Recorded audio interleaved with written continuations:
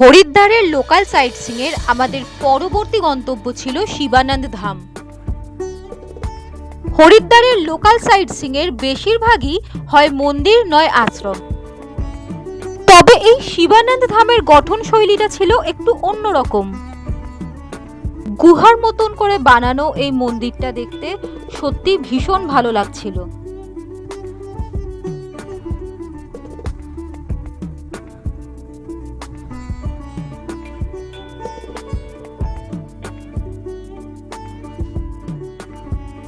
এখানে আসলে তোমরা দেখতে পারবে মহাদেবের ত্রিনয়ন খুলে কামদেবকে ভস্ম করার দৃশ্য এবং বিভিন্ন আরো দেবদেবীদের মূর্তি।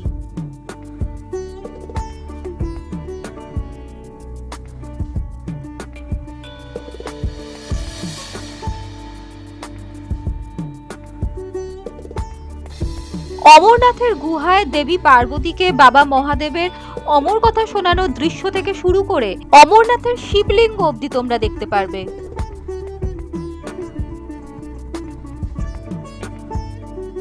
এরপর আস্তে আস্তে আমরা সিঁড়ি দিয়ে ওপরে উঠলাম।